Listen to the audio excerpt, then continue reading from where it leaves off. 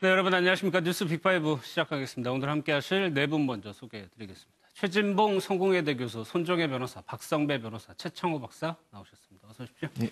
안녕하세요. 오늘 첫 번째 키워드부터 살펴보겠습니다.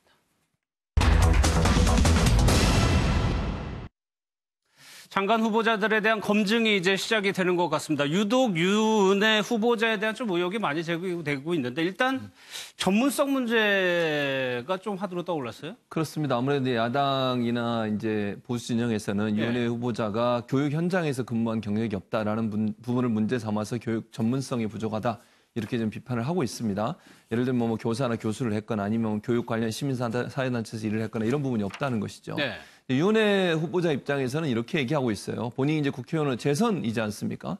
6년 정도 교육문화 상임위원회, 교문이라고 우리가 줄여서 부르는데 그 교문위에서 교문위 활동을 했었고 또 당시에 민주당 간사로서 역할을 했습니다. 그렇다고 하면 6년이라는 기간 동안 국회의원으로서 교육 관련된 정책도 입안하고 그 관련된 서류도 검토하고 또 교육부 장관도 불러서 질의도 하고 교육 관련된 단체의 국정감사도 하고 이런 여러 가지 과정들을 통해서 이미 교육 관련 분야의 전문성을 인정받고 있다고 주장하고 있는 거예요. 네. 저는 개인적으로 그 국회의원이 6년 정도 교육 관련된 정책에 입안하는데 관여를 했다고 하면 교육청을 전혀 모른다 이렇게 얘기할 수는 없는 것이고 또 본인은 그런 얘기도 했어요. 뭐 본인이 어쨌든 학부모로서 교육 정책이나 교육 관련된 여러 가지 관심도 있었기 때문에 전문성이 없다고 하는 부분은 본인이 볼 때는 타당하지 않다고 생각한다. 네. 제가 개인적으로 봐도 교육부 장관으로서의 업무를 수행하는 데 지장이 있을 만큼의 전문성이 부족하다. 이렇게 보기에는 뭐 본인이 갖고 있는 국회의원으로서의 어떤 역할을 봤을 때 그렇게 주장하는 것은 좀 과하다 이런 생각이 듭니다. 뭐 사실 이 문제는 뭐 객관적인 기준이 없는 문제입니다. 그렇죠. 보는 시각에 따라서 판단을 달리하는 건데 두 번째 의혹 같은 경우요. 지역 사무실을 임대한 곳에서 그게 피감기관이 관리하는 건물이었단 말이에요? 이 문제는 이미 이제 2016년 국정감사에서도 지적이 됐던 문제이기도 합니다. 지금 곽상도 의원이 이 문제를 제기하고 있는데 이 피감 건물이 이제 국민체육진흥공단 관련된 이제 공공시설인데 여기 운영 지침에 어긋난다는 겁니다. 이 운영 지침은 뭐냐면 어떤 공적인 어떤 기관이나 이런 데가 아니라 영리활동을 하는 단체나 개인에게만 임대를 주게끔 지침이 되어 있는데 국회의원 사무실이라는 건 그거에 맞지 않기 때문에 임대를 할 수 없는 곳에 임대를 했기 때문에 이게 특혜다, 뭐 김영란법이다 이런 주장을 제기하고 있는 상황인데요. 후보자 측은 이렇게 이제 답변을 하고 있습니다. 입찰 공고를 보고 정상적인 절차를 밟았고 임대료도 빠뜨리지 않고 지급했기 때문에 특혜 등의 주장은 이제 근거가 없다라고 이야기를 하고 있는 상황이고요.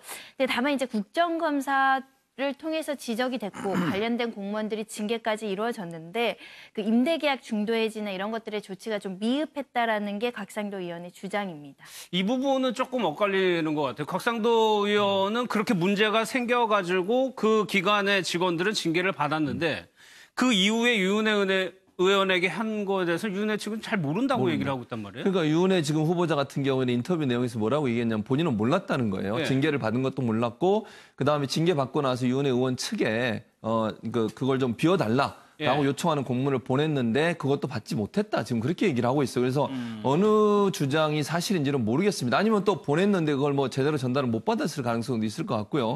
그래서 양측이 여기엔 이거는 지금 서로 부딪혀지는 부분이어서 어느 부분이 진실인지 모르겠어요. 다만 이제 그 곽상도 의원이 주장하는 것처럼 국민체육진흥공단이라는 것이 어쨌든 피감 기관 중에 하나잖아요. 그곳에 국회의원 사무실이 있는 것은 윤리적으로 부적절한 건 맞습니다. 그러니까 예를 들면 이거 법적인 차원을 상관없이 윤리적으로 봐서 피감 기관에 사무실이 있는 것은 바람직하지 않죠. 그런데 이제 그거를 유은혜 의원이 주장하는 것처럼 본인은 정상적인 절차를 그 공실로 몇 년 동안 있었나 봐요. 그 장소가. 그래서 그게 이제 입찰 공고를 냈고 입찰 공고를 보고 거기에 들어갔기 때문에 본인은 정상적으로 들어갔다고 얘기를 하고 있는 상황이고 나중에 문제가 됐던 것에 대해서 본인은 모르고 있었다고 하니까 이 부분에 대해서는 이제 진실 관계를 좀 살펴봐야 될 것으로 보여집니다. 저는 이제 그 측면에서 좀 문제가 있다라고 보는 게요. 교육 전문성은 오히려 교육 현장에 있는 사람들은 그 안에 있다 보니까 객관적이거나 카리스마적으로 결단력이 없기 때문에 오히려 전문성이 좀 약하더라도 어떤 외부에서 와서 뭔가 교육계에 지금 변화를 하는데 도움이 될 수는 있겠죠. 근데 이제 피감기관에 근무하는 분들이 6명이 중징계를 받아갖고 지방으로 자천됐고 그리고 등기를 보냈다는 거예요. 예. 등기를 보냈으면 누군가 수치를 했기 때문에 등기가 이게 이루어지는 건데 그럼에도 불구하고 몰랐다는 것은 보좌관이든 아니면 당사자든 공감 능력이나 교감 능력이 없는 거죠. 지역구에 있고 관리하는 사무소에 있는 사람들이 중징계를 받은 걸 몰랐다. 이것은 예. 공감 능력이 떨어지는 거다라고 저는 비판할 수밖에 없어요. 그러니까 최근의 흐름은 피감 기관, 갑을 관계를 굉장히 명확하게 이제 보고 있기 때문에 피감 기관에 굳이 지역 사무실을 둘 필요가 있느냐 뭐 그런 의견도 있는 것 같아요. 세 번째가 아들 면제 의혹인데 아들이 이제 군대를 안 갔습니다. 그러니까 유은혜 후보자 차남입니다. 차남이 지난 2016년에 신체 검사를 받았는데 5급 판정을 받으면서 군대를 면제받았습니다. 당시 면제를 받은 사유가 불안전성 대관절, 쉽게 얘기해서 십자인대 파열을 원인으로 해서 면제를 받게 됐는데 이 십자인대 파열이 완치율이 최대 90%에 이를 정도로 비교적 치료가 쉬운데 한편으로는 고위공직자 자녀들이 병역을 면제받을 때 가장 많이 적시되는 사유가 이 십자인대 그렇죠. 파열입니다. 그래서 이 십자인대 파열을 병역 면탈에 이용한 것 아니냐라는 의혹이 계속 제기되고 있는 게 사실입니다. 이에 대해서 유은혜 후보자는 아들이 차남이 14세 때 유도 연습을 하다가 한번 십자인대가 파열돼서 1차 수술을 받은 적이 있고 그리고 17살 때 축구 경기를 하다가 또 십자인대가 파열돼서 2차 수술을 받은 적이 있어서 평소에도 오래 서 있으면 굉장히 통증을 많이 느낀다. 그래서 정상적인 절차를 거쳐서 면제를 받은 것에 불과하고 객관적인 자료도 제출하겠다.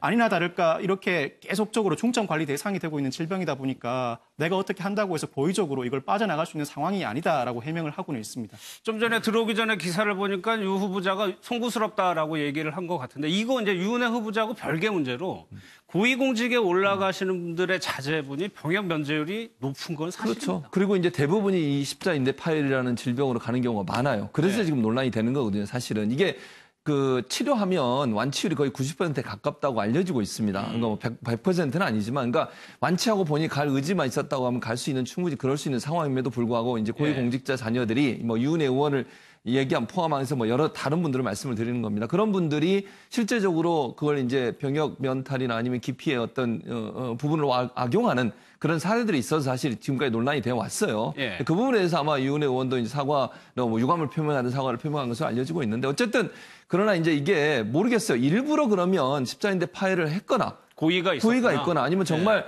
유은혜 의원 주장처럼 아들이 뭐 운동하다가 다쳐가지고 그게 파열돼서 그 당시에 그게 검증을 통해서 이게 문제가 있어서 그러면 입대할 수 없다. 또 입대 안 해도 된다라고 판정이 나왔다고 하면 그걸 가지고 우리가 이제 비난하기 힘들죠, 사실은. 근데 만약 일부러 뭐 병원에 가서 그걸 파열을 시켰거나 아니면 일부러 운동을 과격하게 해가지고 그런 부분이 있었다고 하면 이건 비난의 대상이 될 수 있지만 다만 아쉬운 것은 정말 정치인들이나 뭐 이렇게 고위공직자들 자녀들 같으면 가능한 한 본인이 할 수 있다고 하면 요즘 뭐 일반 연예인들도 그렇고 일반인들 중에도 일부러 군대 가겠다고 막 자기가 병 고쳐서 가는 경우도 많잖아요. 그런 모습의 어떤 모범을 보여주면 더 좋을 텐데 자꾸 이렇게 고위공직자들이 병역을 기피하는 이런 현상들. 물론 이제 유은혜 후보자의 아들이 기피했다고 이렇게 단정적으로 얘기할 수 없는 상황이니까 그렇게 말씀드릴 수 없지만 그런 비율이 높은 것에 대해서 국민적 어떤 기준이랄까요? 이런 부분들은 상당히 높아졌다 하는 부분을 좀 고려하셔야 될 걸로 생각이 됩니다.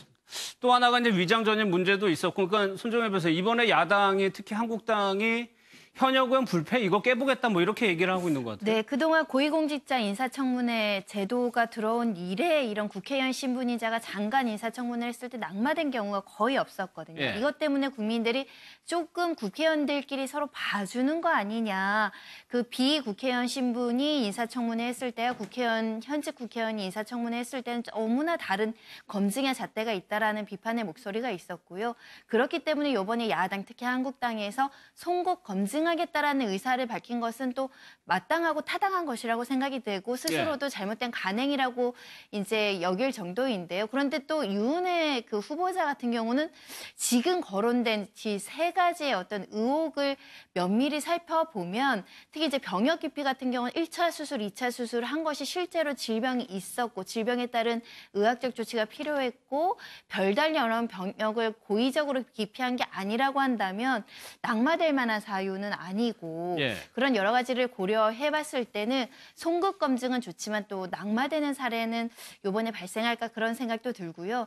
다만 국회의원 신분이라고 하더라도 똑같은 잣대로 인사청문을 하는 것은 바람직하다고 생각이 듭니다. 저기에서 이제 제가 유은혜 그 후보자를 조금 두둔한다면 뭐냐면 제가 이제 그 육군연합사 자문위원을 하고 있는데 이제 그 보면은 사실 2016년, 17년 장정들이 넘쳐났어요. 네. 그래서 현역으로 갈 장정들이 많았기 때문에 조금만 하자가 있어도 면제해주는 그러한 것들이 굉장히 많았거든요. 면제율이 높았다? 높았다. 네. 그리고 이제 그런 것들을 잘 소명하면 될 것 같은데 좀 엉뚱하게 나는 꿈이 교사였다 이런 식의 대응 같은 것들을 하기보다 네. 주변에서 좀 준비를 잘하면 극복하지 않을까도 싶은데 그걸 이제 대처를 잘못하면 이회창, 박원순 시장 아들처럼 예. 굉장히 문제가 커질 수도 예민한 있죠. 문제니까. 예, 예. 알겠습니다.